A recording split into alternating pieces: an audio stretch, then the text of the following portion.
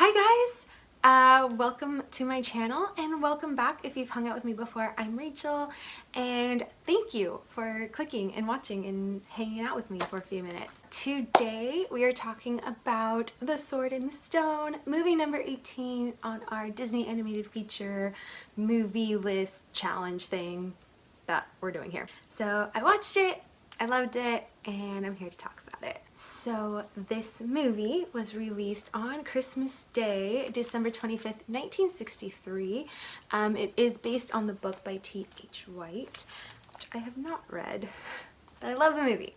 So there is a sad little fact about this movie. It was the final animated feature released before Walt Disney's death in 1966.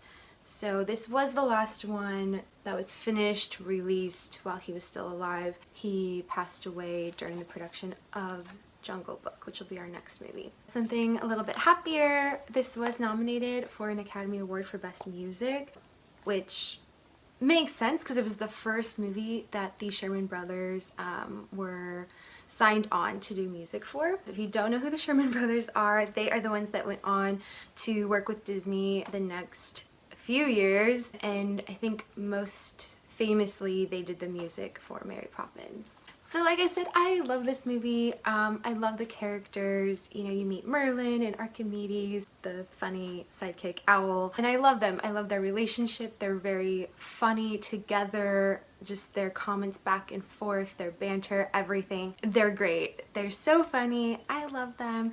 And then you throw Wart in there, aka Arthur. You throw him into the mix eventually, and the three of them, it just makes the film so entertaining, so fun. They're all three very distinct different characters and different personalities, but just they work so wonderfully together. Fun little fact, Merlin was kind of designed and inspired by Walt himself.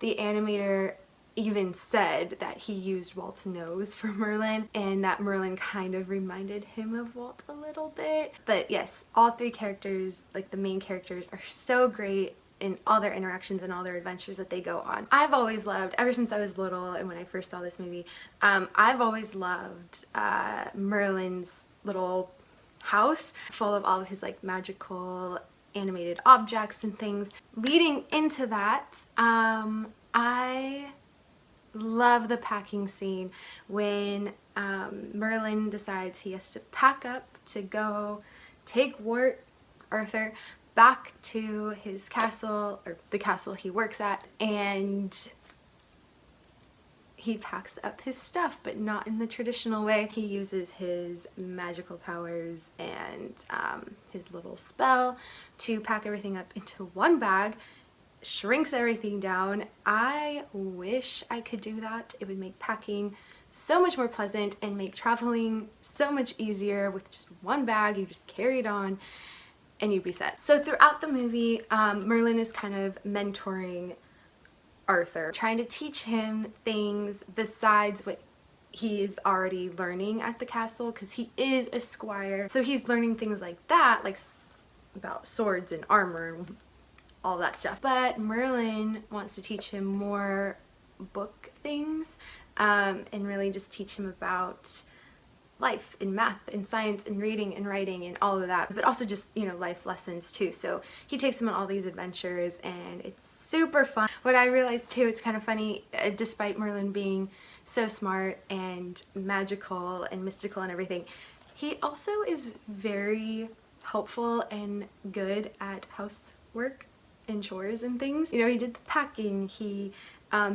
helped Wart clean up the kitchen in the castle, because that was one of his chores that he had to do, and there was a lot to clean up, and Merlin thought he had better things to teach him, so he basically cast a spell over the kitchen and had it clean up itself, and I would love to have that power too. So one of these little life lesson adventures that they go on is one of my favorites, the squirrel scene where they turn into squirrels and two female squirrels come and try to get with Merlin and Arthur because they don't understand. They think that they're squirrels, and so that whole scene, it's hilarious. if anything, watch that scene. And then of course, Mad Madam Mim is fantastic. It's not the end of the movie, but it's towards the end, and it's a great like last little adventure that they go on. Arthur meets Mad Madam Mim, and Merlin comes to save him, and they have a wizard's duel, and it's so entertaining and so fun, and my TV just got dark. Ignore that. Okay. Magic. Anyways, where was I? Yeah, they have a wizard's duel, and it's a lot of fun to watch. You know, they're constantly changing into different animals and trying to outwit the other and win the entire duel, and it's great. It's so fun. The part where Mad Madam Mim actually turns into a dragon was inspired by Sleeping Beauty, when Maleficent turns into the dragon.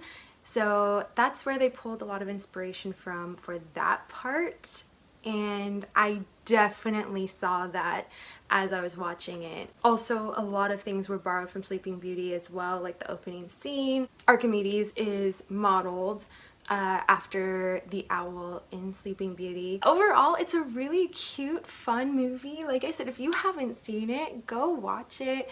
There's a lot of really fun scenes, songs, a lot of comedy between all the characters, magic, and just it's wonderful. So go watch it. I'm gonna give it 4 mouse ears. It is absolutely fantastic. The animation's really cool too. That is The Sword in the Stone. I will see you guys next time. We'll be on movie number 19, and like I mentioned before, it'll be The Jungle Book. I haven't seen that movie in a very long time, so I'm excited to watch that. In the meantime, you can check out my other videos. I'll probably throw a thing there. Yeah. And yeah, have a beautiful, magical, wonderful day. Thank you guys. Mwah.